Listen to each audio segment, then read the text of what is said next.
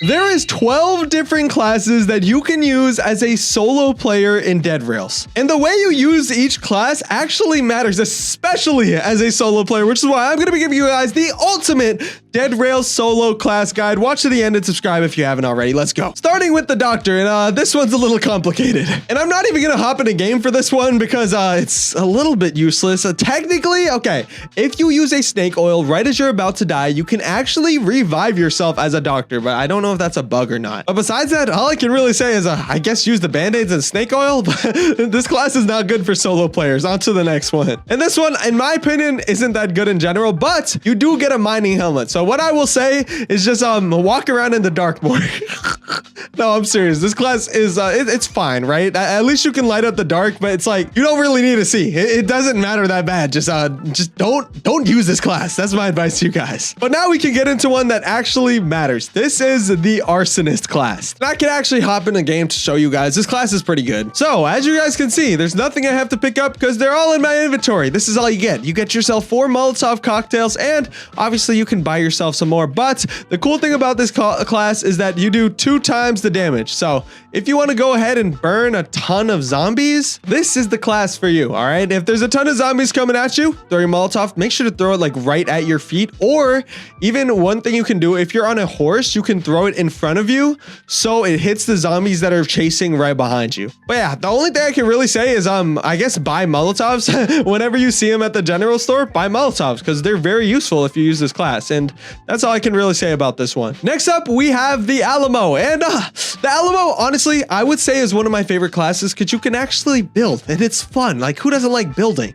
Yeah, the class items that you get for this one is 3 metal sheets as well as 3 barbed wires. And here's how I like to set my train up when I get it. I like to go full hibernation mode. All right, I don't want anything to see me, so I actually fully freaking shield up my whole thing. And also make sure to do this every single time. Put this right behind your train, like right here, and then you can just slide in here and nothing can shoot you or get inside. But yeah, I like to actually shield up both the windows, so you literally can't get shot. Like, you're safe from literally anything until you, I guess, get to the end. And even when you do get to the end, you're pretty much still safe. Just stay inside. And with the barbed wire, I kind of just like to stagger it. Basically, by that I mean putting one like, I don't know, right here, putting one like, I don't know, right here, and then putting another one right here. So any zombie that tries to come through is gonna get hit by at least one of these barbed wires. But yeah, that's how I like to set up with this class. Really, really good class overall, and I would recommend it. Next up, we have the Cowboy, and there's a couple of routes you guys can go with this. If you're trying to complete the Pony Express challenge,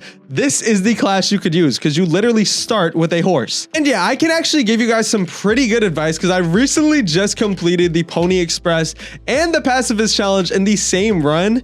And that's stay away from outlaws unless you are ready to fight. All right, because especially if you're on just a horse, there is no running.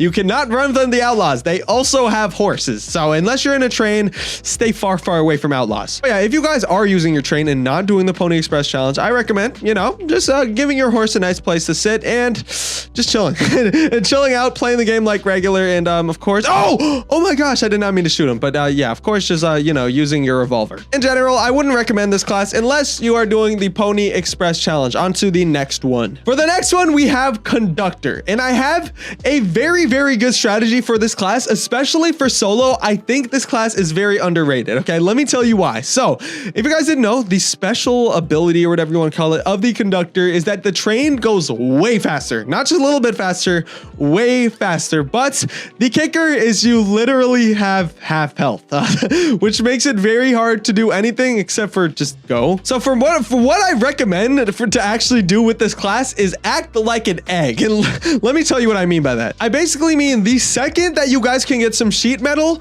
to fully cover up your train, do it. Because if you get shot like 2 times, you're done. Your run is over. And always make sure to pick up these newspapers and just put them behind you until you can get a metal sheet. And also, I just recommend to get a ton of armor, like literally as much as you possibly can, because you're going to need it. All right. This class is not for the weak of heart, but if you're speedrunning, this class it's one of them ones, if you get what I'm saying. Yeah, just like the other one, you can put all the newspapers down like this and then you'll kind of be protected. But yeah, make sure to cover the windows. And also, yeah, just get a ton of armor, make sure to protect yourself and lock in. All right. hit your shots and play the game correctly, or you're probably gonna die very, very, very, very, very fast. Anyways, on to the next one, and the next one is High Roller. So, if you guys didn't know, the High Roller sells for 1.5 times more, basically meaning if you sold 50, you would get 75. If you sold 100, you would get 150. So, very, very good class, can make you very rich, and honestly, the only tip I can give for you on this one is rob a bank early and just stack up. That's it. If you rob a bank early, you're basically set, dude. Like, you can literally get any gun you want with crap tons of ammo and you'll be set. But that's the only tip I really have for this one. It's not like a really, really special ability. It just is a huge, huge advantage. But for this next one, the Priest, it's honestly one of my favorite. Oh my gosh, why are these guys all in my way, bro? Back the freak up. Anyways, as I was saying, it's one of my favorites because you get really, really cool weapons. And those are 2 crucifixes as well as 2 holy waters. And there is a certain strategy to using the crucifixes that a lot of you guys aren't doing, and it's kind of cooking you. If you aren't doing this, it's kind of useless. And by that, I mean, whatever you pick up, all right? I don't care what it is you pick up, right?